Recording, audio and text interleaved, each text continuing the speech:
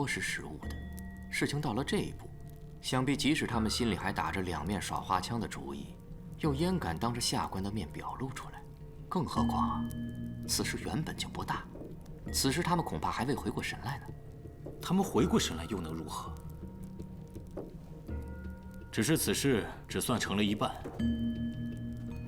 新仇加上旧怨，便是让屈氏父子和裴新简丢官去职，也难解我心头之恨。公子息怒，君子报仇，10年不晚。这事情啊，咱们得一步一步的谋划。正所谓欲速，则不达。只不过那个裴长史十分警醒，若是让他发现一些端倪，反而不妙啊。先生倒也不必长他人之气。这裴行俭若真的是警醒，也不会只顾着眼前这点事。一旦米粮收集成功，便得意忘形，置西周这些高门于不顾，将他们逼上绝路。若非如此，你我今日之事也不会如此顺遂。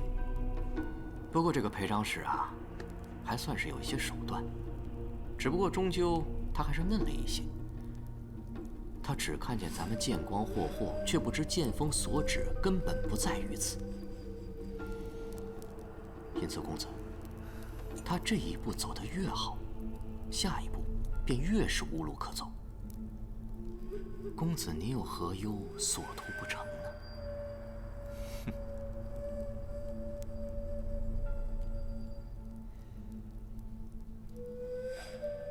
今日请诸位过来，是为了商议押运粮草的事宜。今日西域各处出现了几股马贼作祟，听闻亭州、伊州的粮队颇有折损。西周现有12万担粮米、2万布帛和1万汗袄，要运抵军仓。该如何押运，还望诸位商议个万全之计。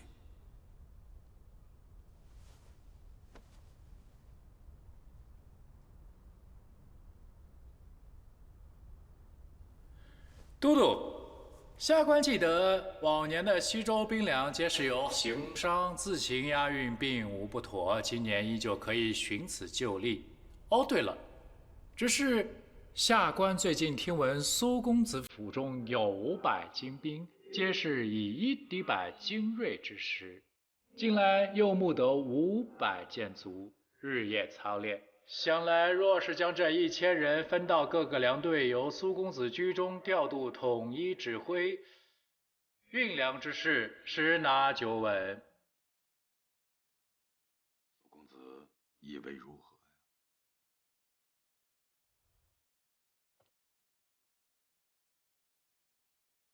都督，下官既来西周，自当遵从军令，听从都督安排。若是都督觉得让行商领兵押粮前往军仓也还算妥当呢，下官自然是无异议。只是近来听闻这马贼十分凶悍，大总管前几日刚下达军令说，隆冬用兵，庞的也便罢了，这1万领汗袄和2万布帛乃是重中之重，万万不可有任何差池。若分队前往西周呢，下官所带军卒需大部分跟随汗袄与布帛的车队。至于那500箭卒，本就是西周各户的部曲，下官也只是略作整训而已，理当由都督差遣。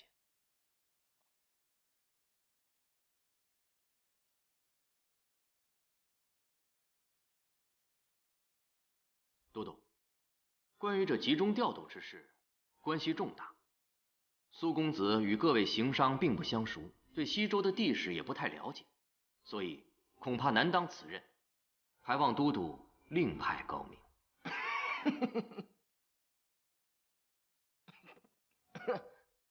啊，我明白了，原来苏公子就是把军资运到金库，其他就都不管了。如此巧综，为何不早些告诉我们呢？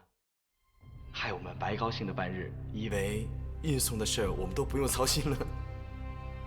早知如此，当初你的喜宴，我应该让你多喝上一杯，要不然你来西周所有的好事都占尽了，不一醉方休，多可惜啊！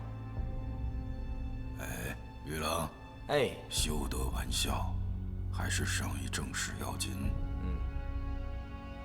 大总管的军令上写的明白，苏公子此来是协助都督。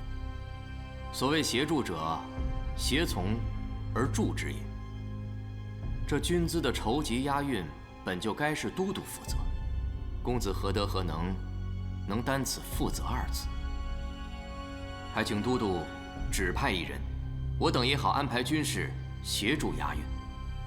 都督，重玉以为，苏公子既然不愿意分兵，加上这四周又有马贼之患，那就不用分队来运粮了。至于交给谁来办，就交给参军张。你叫什么来着？启禀都督，下官愚钝，从未押运过粮草军资，还请都督另择高明。张参军，这西周属你跟苏公子合作，最是天衣无缝。你可知道，运粮这事但凡成了，便是大功一件。这等机缘千载难逢，比有多少个堂妹都管用呢。非使下官推辞，那么多粮草大车，行止住宿如何安排？下官心中无底啊！还请都督三思啊！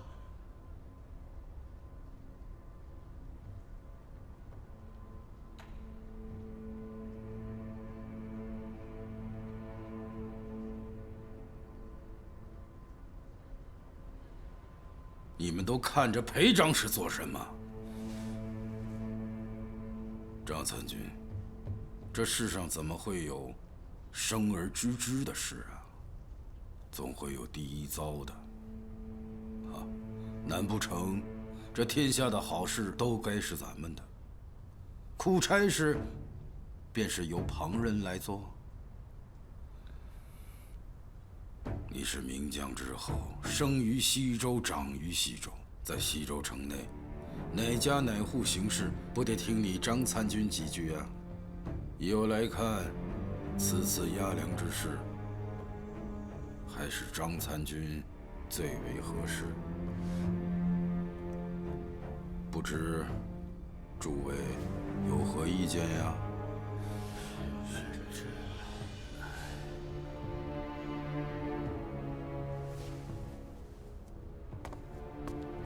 启禀都督，押送粮草之事事关重大，下官愿与张参军一同将粮草运往军仓。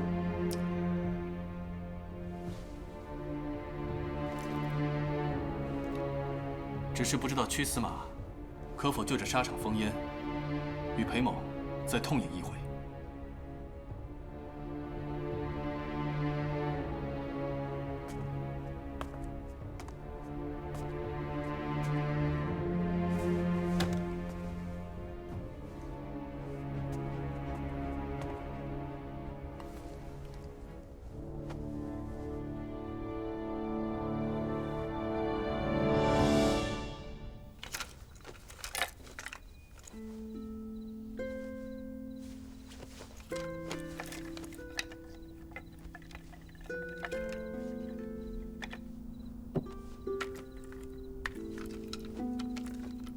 1000多辆从行商手里征用的大车，拉着粮米、寒袄和布帛，这一旦上了路，行了军，怕是足有10来里地的阵仗。这么多人，这么多货，守车的却只有1000多名护卫，这怎么够啊？你不要担心了，兵不在多，未雨绸缪便好。这1000多名护卫中，500精兵加上500步曲，都是听从苏南锦和张怀忌的调遣。能听从你和司马指挥的，统共不过200-300人，你叫我如何放心得下？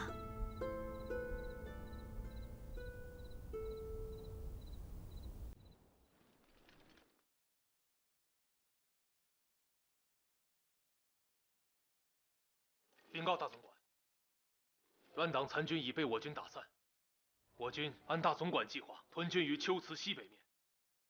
现在就等西周方面送来军粮，再过半月，如果军粮不到，我部就按缺粮为由撤兵停州。届时必要追责西周征粮的官员。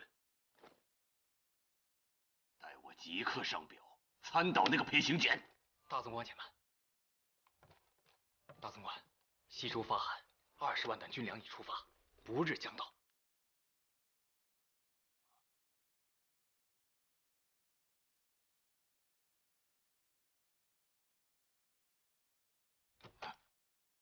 怎么可能？子玉那边怎么说？苏参军说，他已匡德裴行俭和屈崇玉亲自押粮，他2人随粮车的只有500步去。苏参军也派了500亲兵随行，可以随时策应大总管。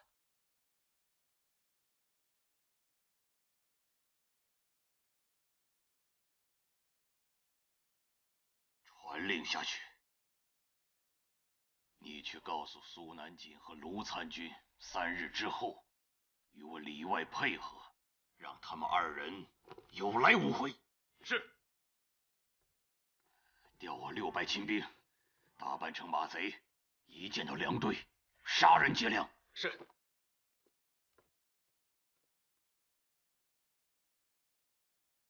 待事成之后，绝不可有一个活口。是。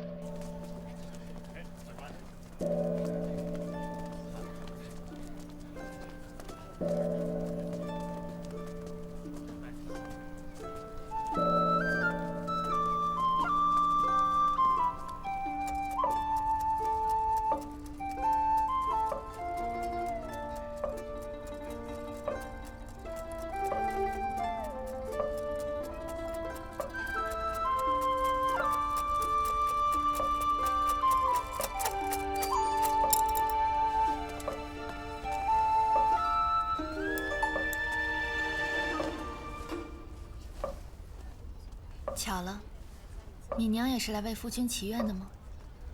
夫君身在沙场，敏娘跟芸娘阿嫂一样，自是忧心。子子，你说2个对家的人都来佛前许愿，都盼着自家胜，对家输，你说佛祖会帮谁？怎么没头没尾的突然问起这个？佛心向善，当然是谁得理就帮谁了。若是坏人都能懂得这个道理，佛祖便可省下不少功夫，多多帮助那些真正该帮的好人。张娘子，你说呢？芸娘还要去解签，先行一步。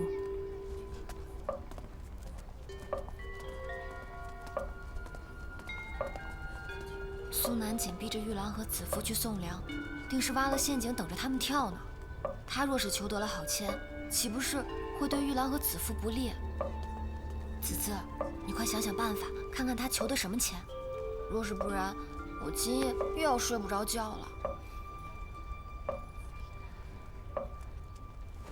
有劳法师替我解签。不知女施主求的是什么？求自身。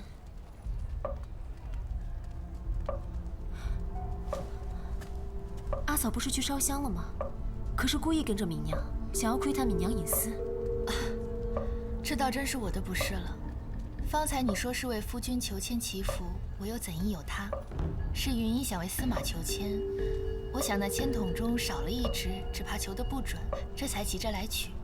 没想到，若有冒犯处，还请敏娘见谅。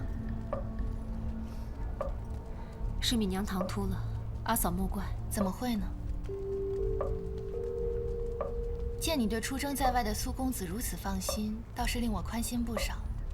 可见苏公子对送粮一事胸有成竹，如此，我和云衣也可以跟着宽心了。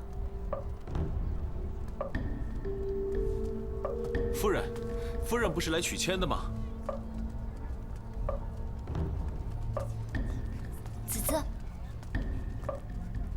守约果然料得不错，苏南锦醉翁之意不在酒，想来张敏娘也是知晓内情的。那子子，你可看到他求的是什么钱？求自身的签，那自然是下钱。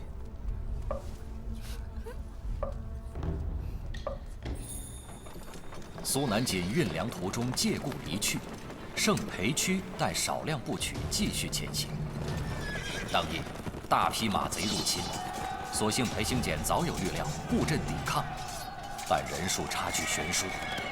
危急关头，方烈应裴行俭事先安排，适时带1000骑兵赶到，与裴区一同歼灭全部苏家精兵所办马贼，保住粮草，凯旋而归。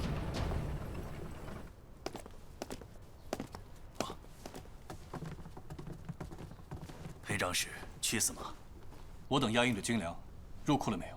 长史司马放心，20万担军粮全部交接。那苏南锦看事情败露，直接返回了西周。这次真的太凶险了，若不是二位神机妙算，我们怕是已经埋尸于此了。第二天一早，天还没亮，就听见那外头哇啦啦哇啦啦马蹄声是震天的响，这哪是马贼啊？一看就是训练有素、久经沙场的精兵啊！他们一个个手握圆月弯刀，排列成扇面队形，冲着我们如虎扑食，是龇着獠牙就杀了过来。就在这时，张氏掏出了一支火箭，搭弓便射，正中那面草墙啊！一下子全着了，火光漫天呐！那大火直逼的那帮马贼是不敢靠前呐。就在这会儿，内营突然又乱了。我一回头，就看那兔崽子随吕帅跟他手底下那些士卒骑着马就往外冲啊，想要跟那帮马贼会合，破了我们的守阵。那时马贼从3个方向冲进营寨，所设围栏也被击出多个缺口，而营寨里的苏氏亲兵佯装迎敌向外冲锋，实则是打开通道放敌进入，形成里外夹击之势。说时迟，那时快，张氏掏出了第3支箭，拉满了弓弦，冲着天上的云彩就滋啦一声，就听一声刺耳的尖鸣。我还没搞懂张氏这射的到底是个啥，就看张氏已经骑着马冲了出去。就在此时，前方不远处霎时间又是一阵声势浩大的马蹄声啊！抬眼一看，马贼背后又包来了数千骑战马，援军。哎，但是这是从哪儿来的援军呢？这1000多名护卫中，500精兵加上500部曲，都是听从苏南锦和张怀忌的调遣。能听从你和司马指挥的，统共不过200-300人，你叫我如何放心得下？你夫君嘴刁，最不肯吃亏了。你就把心好好的放在肚子里，安心等我凯旋吧。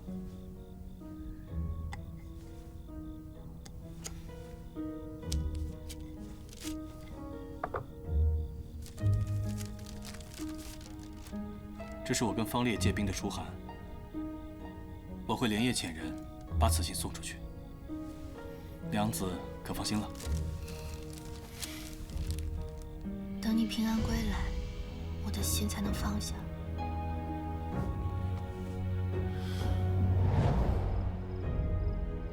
哎，一支穿云箭，千军万马来相见呐！要说这帮援军至少1000多人。身上啊都没穿盔甲，衣服的颜色也是杂乱无章啊。我本以为是哪来的这个杂兵啊，但定睛一瞧，他们列队严整，势如破竹。北部人，哎，领头的那个咱们都认识，方烈啊。裴长史，此事还需你我联名，尽快禀报朝廷。暂且不必。那苏海正只要咬死那是600马贼，你我便是妄议诽谤之罪，我等奈何他不得。咱们只需将马贼的头颅还给苏海正，看他如何处置。你是说玉郎和子夫击杀了600多马贼？啊，可是这西周合了600多马贼呀。西周自然是没有600多马贼，可是那苏大总管在3日之前，将自己最得力的3团亲兵派出去剿灭马贼，而至今未归。算起来，这3团亲兵却似有600多人。都督的意思是，长史与司马所击杀的600多人，乃是苏大总管的精兵。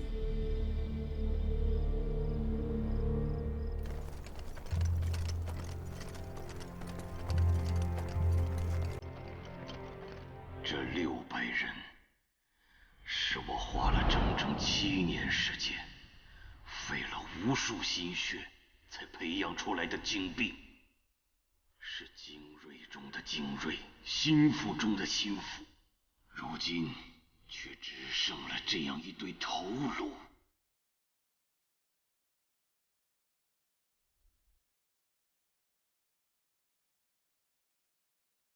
启禀大总管，西周都督府幸不辱命，加之昆陵都护府屹立奇功，都全托大总管的鸿福。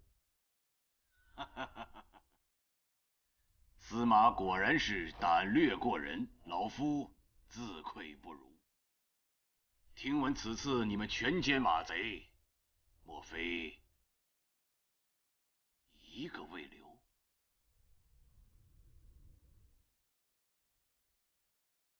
俘虏倒是有一些，只是这些马贼并非乱党，加之是亲亲王可汗的部下俘虏的，本当由他们来处置。我本以为他们会带回部里做奴，可那位部将却说，这些西周的马贼原本是一些穷凶极恶、杀人如麻的亡命之徒，即便送人做奴，也怕没人敢要。不若只留几个，全都杀了，以防后患。那剩下的几个人呢？你们是如何处置的？这个我便不知道了。不过那位北部部将倒是挑了几个面相看起来端正忠厚老实的，说是要送给一路招待他们的大小都督。北部马快，想必此刻已经在半路上了。怎么？你是对那些俘虏有兴趣吗？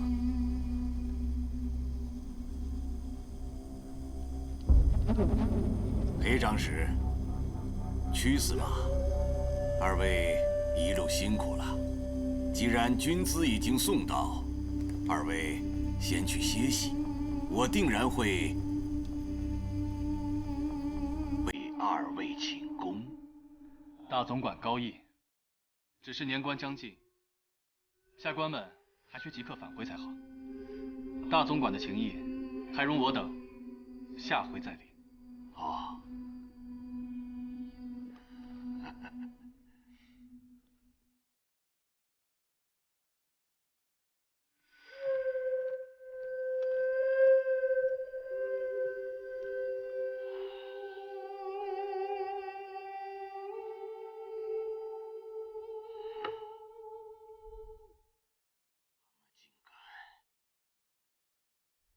这些亲兵的头颅抬到这儿来，向我示威，庶子欺人太甚。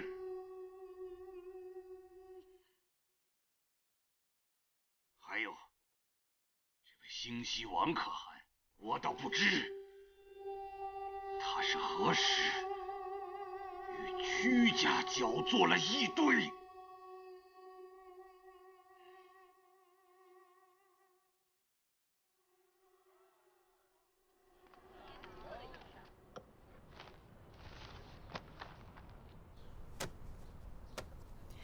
自从司马懿守约击灭了几百马贼，大总管要为他们请功的消息传来，西周贵妇们的帖子便雪片般的飞了过来。我猜你们两府也是相同的光景。与这些墙头草虚与委蛇，真的是浪费了大好时光。小谭，派人到这些府上道声抱歉，便说我身子不爽，不能出门，也不好见客，请他们见谅。是。也不知道玉郎什么时辰才能回来，我实在是被鼓噪的受不住了。娘子，张娘子在外院说是要来探病。张娘子说她也好久没有见过云娘子和静娘子了。那便请她进来吧。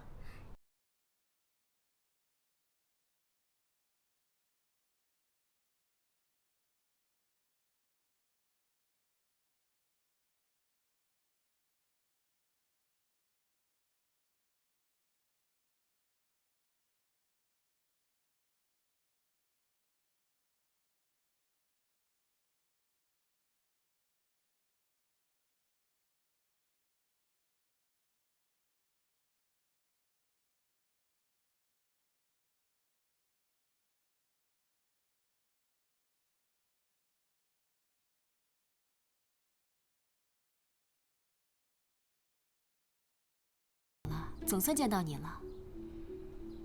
你找我有事儿吗？也没什么事，就是先前阿嫂赏的那幅画，我一直不知道该挂在哪里好，便想来问问芸娘，不知你那幅是如何安置的？挂在那书房的墙上。挂在那里可还合适？为何会不合适？我先前也在书房挂过，可怎么都觉得不大合适。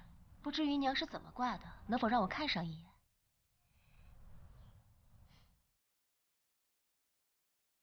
改日吧。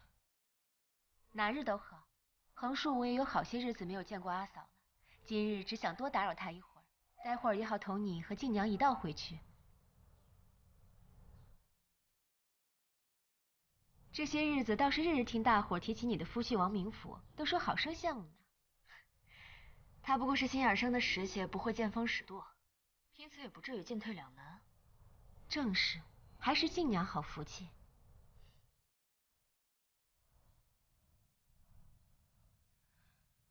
我要不先回去一趟吧。你要不要与我一同过去？芸娘可是要归家了吗？今日能看真是再好不过了。静娘可要一道过去？我还想再坐一会儿。走吧。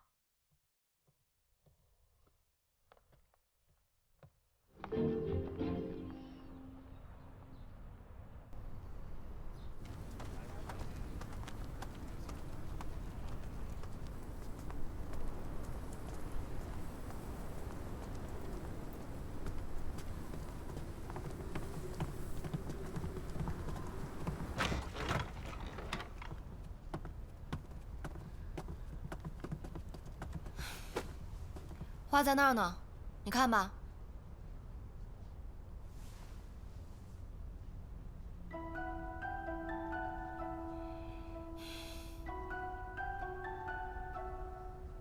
不怕你耻笑。自打我13岁起，家中长辈便日日都同我说，待我及笄之后，便要让我去伺候司马。谁知司马竟并无此心，旁人都道是我的不好。我年轻气盛，心有不忿，难免对司马的事情上心了一些，因此才做出那些事。如今我已嫁作苏家妇，忆起前世，越发满心后悔，一直想要找机会与你说开，却也是今日才有此机缘。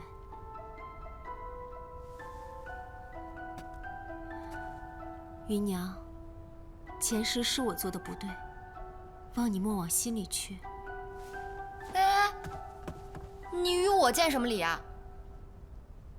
那些往事，不提也罢。芸娘大度，你要不就看画，要不就赶紧回去。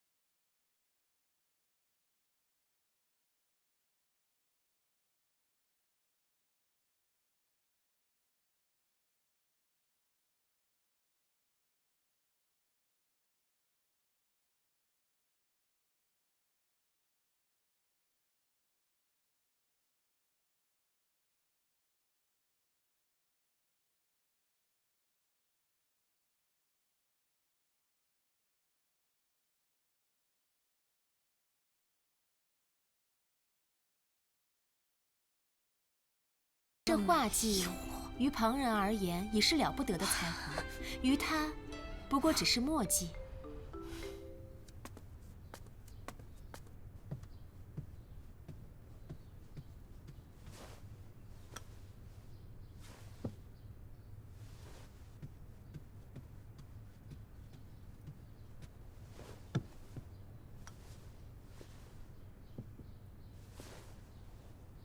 金娘子，尝尝刚好的早茶。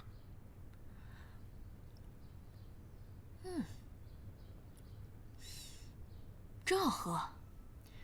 我想着，张敏娘绝不是那种对画像挂在何处这种鸡毛蒜皮的小事感兴趣的人。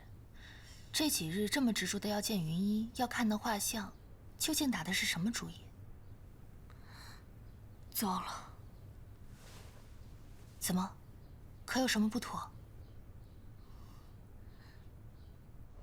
余娘或许还不知道，先前司马跟阿兄是不大和睦的，还是阿嫂教了司马印佛经，又帮着司马开启了白蝶房，两家这才和睦起来。人人都说阿兄待阿嫂好，可他们却不知，这样的女子，但凡是认识她的，哪能不敬她、爱她，为她做什么都是心甘情愿的。子姿人聪明，待人又好，知道她的自然待她也好。云娘好福气，有这样一位子子，在西州城谁不对你另眼相看？我若是有这样的子子，还有什么事是做不成的？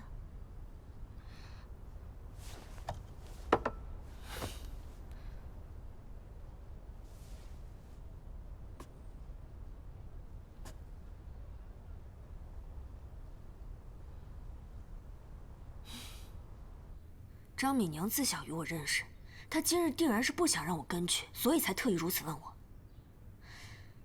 唉，我竟然又让她吃了心。我还是过去看看吧，不然我心里总有些不安。我正想说，病中无聊，要去司马那里借几本书，那便只好有劳静娘了。劳烦你再跟云衣说一声，让她过来陪我一起用晚膳。明日我再来烦你。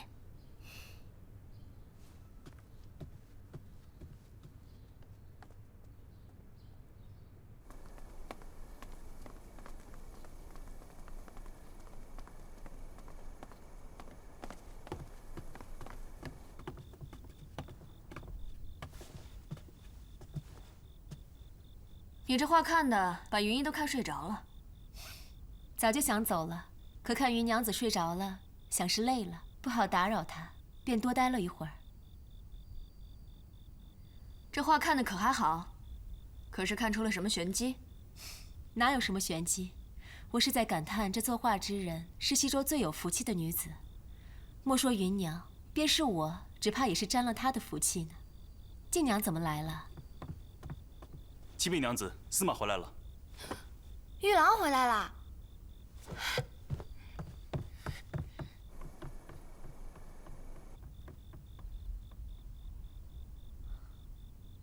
今日我真是来得不巧。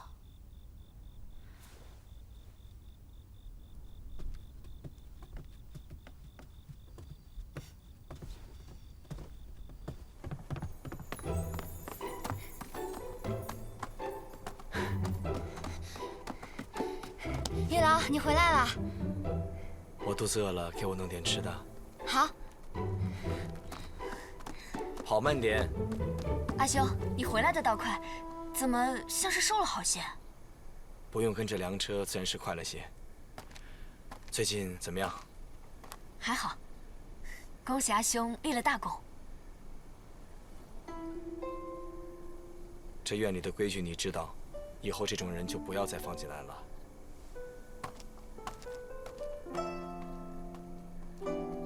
敏娘，这边请。今日有劳你和云娘了，请你待会儿替我向她道声谢。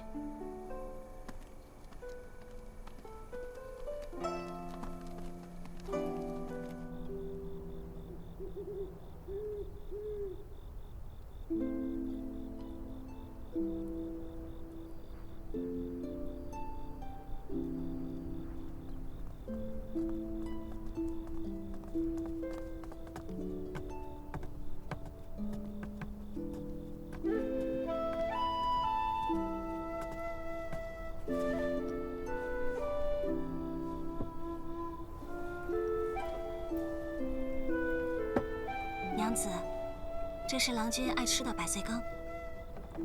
不如去屋里等待，小心夜里着凉。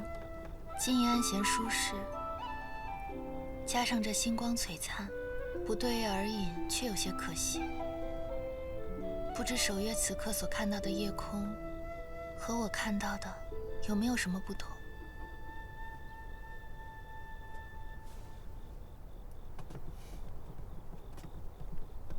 月出皎兮，皎。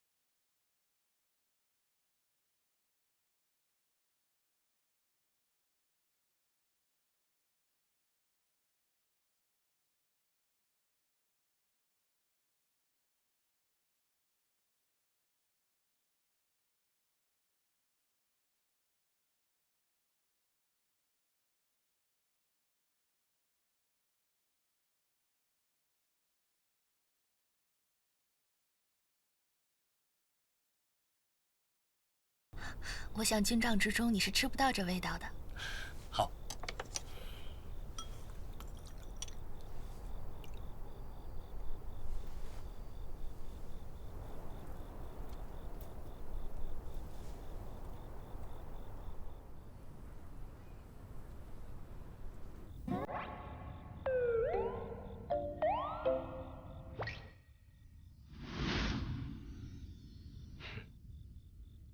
你怎么不吃啊？不是说饿了吗？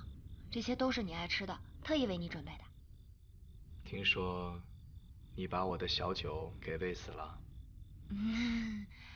我是看他精神有些不好，所以就多喂了点。哦，所以我那些琉璃盏看起来精神也不好，你就把它们洗成了一堆精神极好的碎片。我用凉水洗没洗净，我就用了热水洗，谁知道他那么娇气，就裂了。哎呀，你真是越发厉害了！现在喂得了药子，洗得了琉璃盏，还会把客人带回家看字画。啊？不是你说的吗？我说什么了？你说你和子父不在的时候，让我不必理会那些妇人，但也莫往狠里得罪他们。可那些人，你但凡软一点，那哪里是能甩开手的？子子都被他们气得只能装病了，那张娘子还追过去，在那儿喋喋不休呢。我实在是受不住了，索性让他进来看个够。其实他今日也还算有理，先是与我赔了不是，然后又说了子子很多好话，就是说话的语气有点怪怪的。难不成他说那画上的人更像是你子子，而你俩生得像，我们这群人对你好，只是因为你子子？说了，那又如何？子子生的那般好，我像他又有什么不好呢？再说了，若不是子子，我上哪认识你？你又怎会待我好呢？哎，这些话原是不错，我只是不喜欢他说话那个模样，我才懒得与他多说呢。